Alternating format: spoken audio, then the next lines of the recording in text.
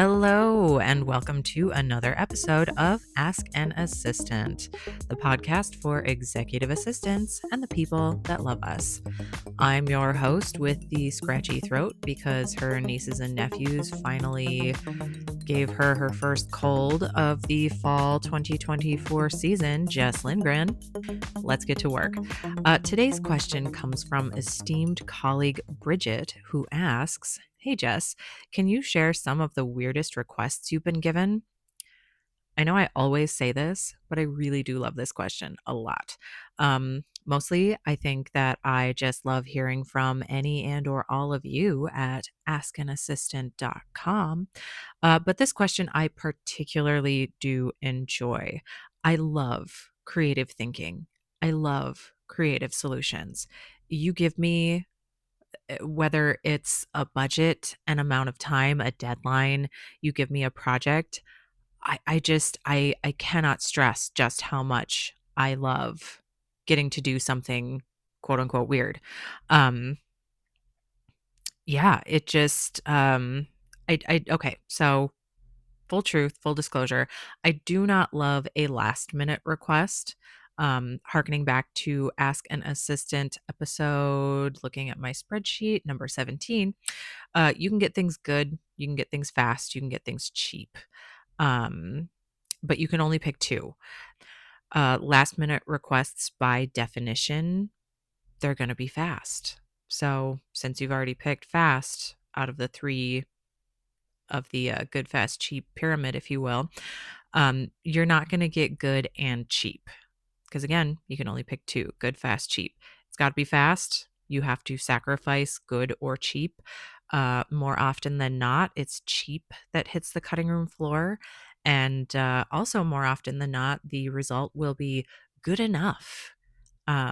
When with a little more advance notice, things could have been good leaning toward better, and they could have been cheaper. So like I can pull things out for a last minute request. I have many, many times, as anyone out there who's an executive assistant has. But just I prefer fast to be the thing that we are sacrificing. I prefer to get things done far enough in advance so that we have better range of choices. We have better pricing available to us. All of that said, I digress. We talked about good, fast, cheap back in episode 17. You can go listen to it if you want to. I'll even throw a link in the description to that episode. Make it easy on you. Also, Ask an Assistant 17 pops right up. Anyway, back to the matter at hand. Here are some of the requests that I have handled over the years, some of the weirder things that I've handled with a smile on my face. And I do want to throw a few disclaimers out there before we get going with this list. One, I definitely consider these to be good weird. Like these are things that flex a creative thinking muscle, the creative thinking, the creative solution, the outside of the box way of getting things done. These are good weird things. Disclaimer two, personally, I love a mix of personal and professional tasks. I also talked about that back to the spreadsheet, which I have already moved away from. Time split talk. Okay, time split talk was episode 6. I will also throw a link to that in the show note description. So I love a mix of personal and professional tasks. I know that that's not everyone's cup of tea. Um, you're all going to have to make a decision about the 50-50, 60-40, 70-30, 80-20, 90-10, or 100%, however that split is between personal and professional tasks. I love a mix. And that's going to come through, I think, in some of the things that I'm going to talk about here. And then 3, final disclaimer. I have been working with my present executive since 2020, like exclusively with him. I just restarted my business this year in 2024 to support the operations of the podcast. I do not presently have any other clients that I am doing executive assistant work with. Um, so yeah, I have been exclusively working with him since 2020. I did have several clients on a freelance basis from 2014 when the company started through 2020, so about a year after I accepted a full-time role with my executive. And I had a couple of long-term executive and or personal assistant roles pre 2024. um, Looking over my notes, my little list of the tasks that came to mind, I want to say one, maybe two of these are from my time with my present executive. Confidentiality and discretion are very important in any executive assistant role. I do feel like I am giving you some examples. Again, these are good, weird things. These aren't like bad, weird, like we're breaking any laws or doing anything morally questionable. These are just things that are creative thinking exercises, creative thinking solutions, just problems that have been thrown my way that I really enjoyed solving.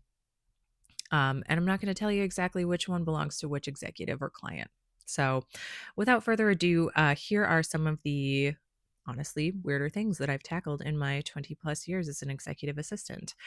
Um, One thing that I did somewhat recently is I placed the same photo order 5 times. So exact same photos, 5 separate charges, exact same amount, using the exact same coupon code. I had to call ahead and confirm with the store so that they didn't call me first or just decide not to print all 5 orders because it was 5 of the exact same thing. So letting the store know that it was not a mistake, letting the financial professionals in my life also know that it wasn't a mistake, letting my credit card company, corporate credit card rather, know that it was not a mistake. Um, Mostly I did this so that there's a couple reasons here. One, then I didn't have to be the one collating the photos, getting fingerprints all over everything. And it was really nice that everything came in its own separate box so I could just put the personalization that needed to go with the photo order. Whatever else went into the box, whether it was a note, another gift, maybe a photo album, that kind of thing. But then everything was just ready to go and could be easily shipped out to the people that they needed to go to. In a similar vein, I collected quotes and photos from a client's group of friends and family. I got everything printed. I bought a bunch of super cute and fun craft supplies and made a scrapbook for someone I had never met.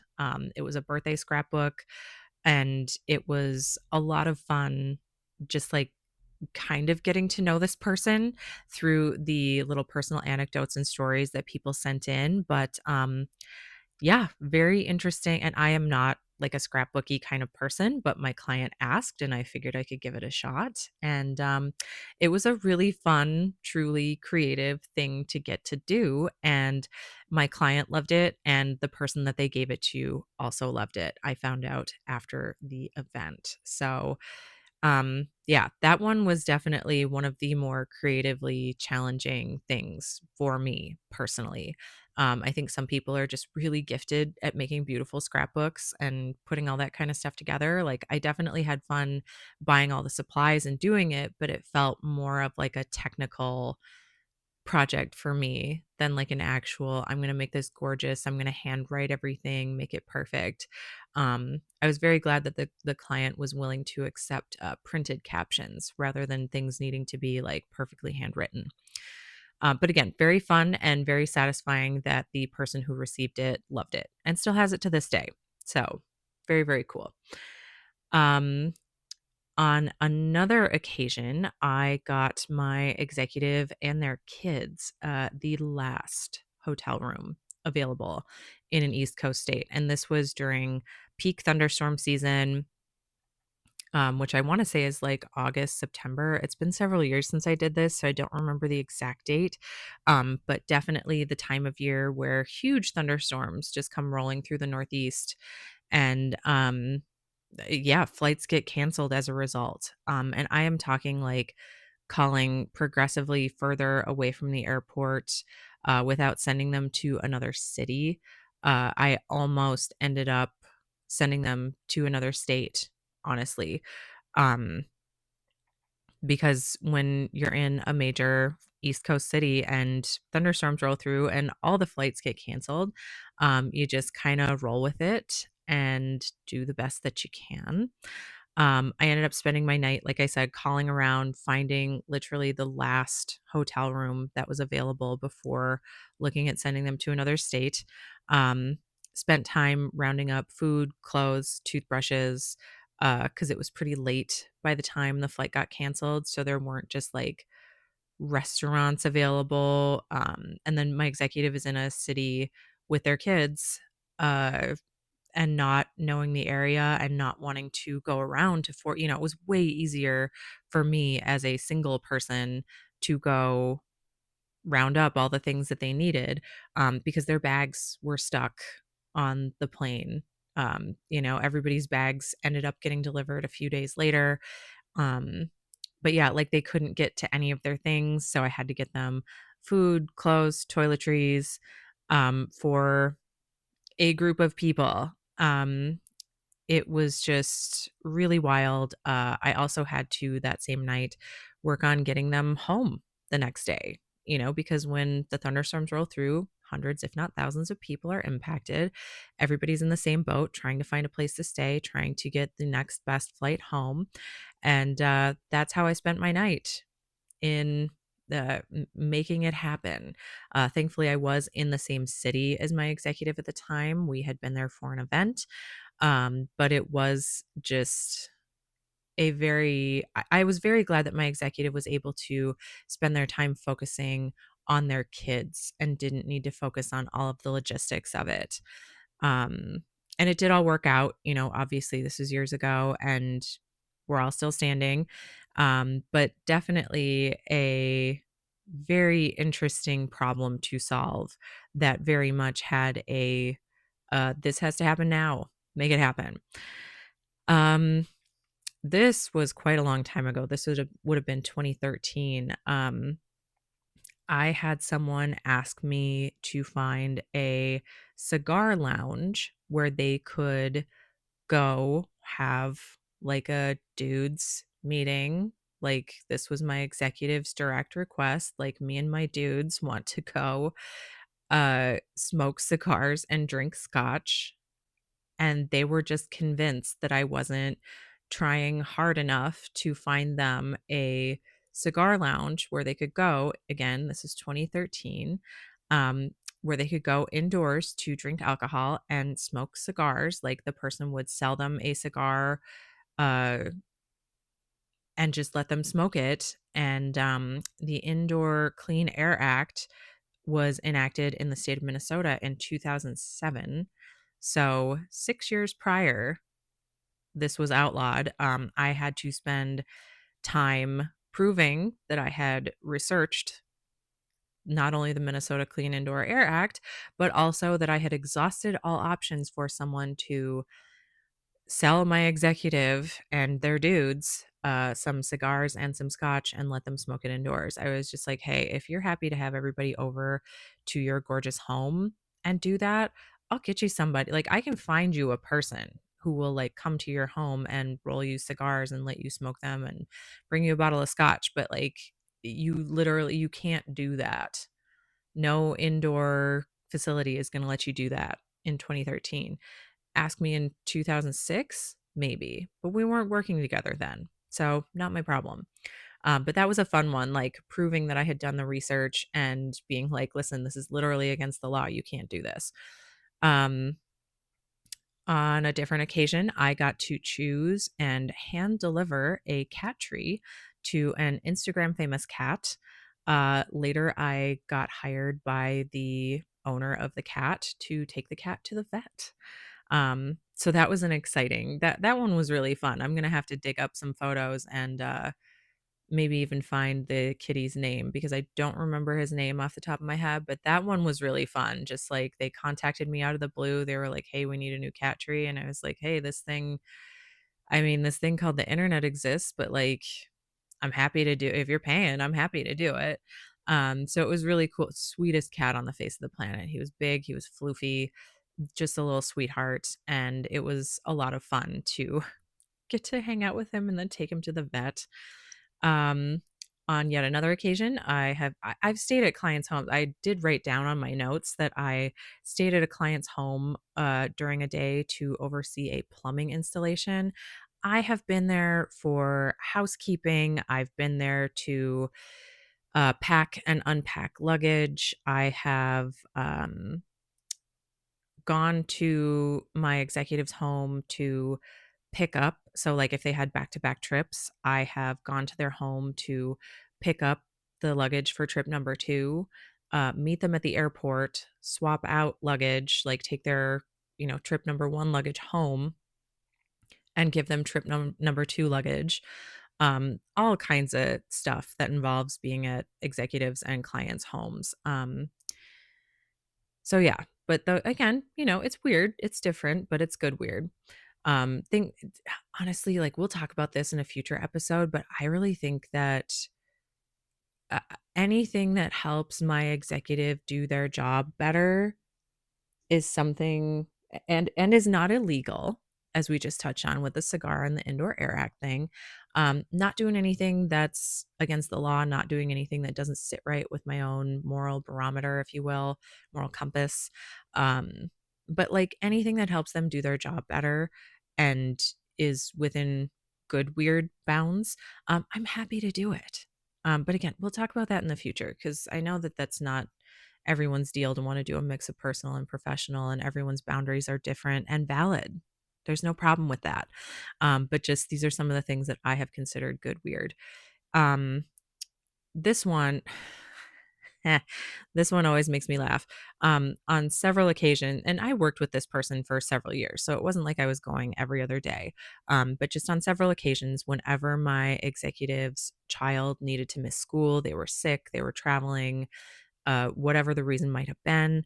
Go in to pick up the homework. This was many years ago. So, like, kids today have apps and maybe like a special folder where all of the homework communication goes to and from the student, the school, and the parent. Um, this was back in the day. Again, I've been doing this for 20 plus years now.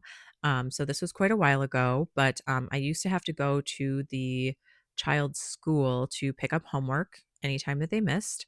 And my executive insisted every single time that I needed to drive their Escalade instead of the company van because I couldn't be seen rolling up to the school in a minivan. Like, they really needed me to keep up appearances and drive their Escalade. And again, this was maybe mid to late aughts. So, the Escalade was very fancy and, it had a rear view camera, and at that time, that was, like, the height of luxury. Also very nice to have that rear view camera because if you have never driven an Escalade before, holy buckets, it is really helpful to not have to, like, reach around, put your arm on the passenger seat, if you can even reach it in an Escalade, and crane your neck around and, like, guess that you're hitting the right marks. Oh my gosh. Super fun driving that car, but definitely very weird to have to be keeping up appearances at the kids' school by driving the family Escalade. Um, Winding down the list, I've got just a couple left here. Once upon a time, I consider myself a very good gifter. This one stands out to me particularly as a particularly special one. I was tasked with researching a prospective client. I found out through doing a little bit of digging that they were a vintage aviation nerd. I ended up buying them a pin that happened to be a replica of an airplane that they owned. And my executive ended up landing the client, and the client later told us that the pin was a big part of their decision to work with us. So, again, just like a super unique challenge. And one that really paid off and one that I still just remember to this day. Like, getting to do the research, finding the pin, buying it from a seller on eBay, having it delivered, getting it wrapped, and getting it to my executive, only to have us land the client and some pretty important work was very cool. And then the last one that I had on my list here is I found a store. Again, this is the good, fast, cheap. Um, hey, my cat is here, Normally not allowed around when I am recording because he is a little turkey and loves a microphone, but he is here with us. Hi, kitty. I found a store that could sell me 20 specific microphone models. Again, if I'd had a little more advance notice on this, I could have bought them from a retailer that would have given us a better price, and could have had them delivered directly to the event site instead of needing to make a special trip myself. But gotta love that mileage. And the event ended up being super fun.